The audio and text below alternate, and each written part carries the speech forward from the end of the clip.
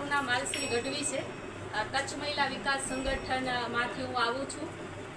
આજરોજ એક ખુશીની વાત છે કે કચ્છ મહિલા વિકાસ સંગઠન કચ્છમાં છેલ્લા 37 વર્ષથી મહિલાઓના અધિકારો માટે, મહિલાઓના સશક્તિકરણ માટે કામ કરતી એક મહિલા સંસ્થા છે। અને આ એક જગ્યા છે જે કચ્છ મહિલા વિકાસ સંગઠનનું એક જૂનું સંગઠન છે। અને ફરીથી આજે અમે કચ્છ મહિલા વિકાસ સંગઠન અને પશ્ચિમ કચ્છ પોલીસ દ્વારા જે હેલો સખી હેલ્પલાઇન ચાલે છે એના માધ્યમથી આ નલિયા વિસ્તારમાં બહેનો ઉપર જે હિંસા થાય છે એ હિંસાના નિવારણ કરવા માટે હેલો સખી જે હેલ્પલાઇન ચાલુ કરી છે, જે ખાસ ઘરેલું હિંસાને એડ્રેસ કરે છે, તો એના માટે અમે સેફટી સેન્ટર અહીંયા ચાલુ કર્યું છે। અને આજે ઘણા બધા ગામડાઓમાંથી બહેનો અહીંયા આવી છે અને ફરીથી એક રજૂઆત કરી છે કે અબડાસા વિસ્તારમાં જે બહેનો ઉપર હિંસા થાય છે એના નિવારણ માટે એમને કામ કરવું છે। તો આ સેન્ટરના માધ્યમથી આખો નલિયા તાલુકામાં મહિલા સલામતી ઉપર કામ થશે।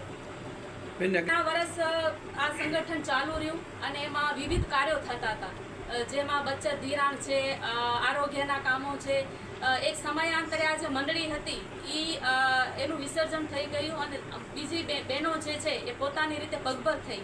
પણ ફરીથી અત્યારે જ્યારે હિંસાના મુદ્દા સામે આવી રહ્યા છે તો બહેનોની માંગ છે કે આ સેન્ટર ફરીથી ચાલુ થાય, એટલે આ ફરીથી બહેનોની માંગથી આ હેલો સખી હેલ્પલાઇનના માધ્યમથી સેન્ટર શરૂ થયું છે। દરેક ગામમાં તમે આ સેન્ટર છે એ આખું અબડાસા વિસ્તાર માટે કામ કરશે અને આ બહેનો છે અહીંયા પેરાલીગલ બહેનો અને જે અમારા આગેવાન બહેનો છે એ ગામો ગામ જઈ અને આ હેલ્પલાઇનનો પ્રચાર પણ કરી રહ્યા છે અને એ સમયાંતરા થશે।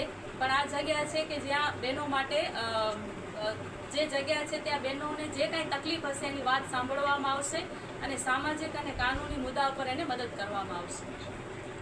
અમને આ કેમ્બિયસમાં આવ્યા અને લીગલની સંસ્થા ચાલુ થઈ અને આ જૂનું ઠેકાણું છે, સમજ્યા? બહેનોનો અહીંયા મન ખોલી અને બહેનો વાત કરી શકે। બહેનોને ખબર છે કે આ મહિલા મંડળ આજ 25-30 વર્ષથી કાર્યરત છે, આમાં કંઈ મહિલા મંડળ બંધ નથી થઈ ગયું। અત્યારે પરબનું કામ ચાલુ છે અને લીગલનું કામ ચાલુ છે અને બહેનોના પ્રશ્નો આવશે તો હલ થશે, બરોબર? અને ક્યાંય પણ સપોર્ટની જરૂર થશે તો અમે જવા તૈયાર છે અને આમાં નાત જાતનો ભેદભાવ નથી।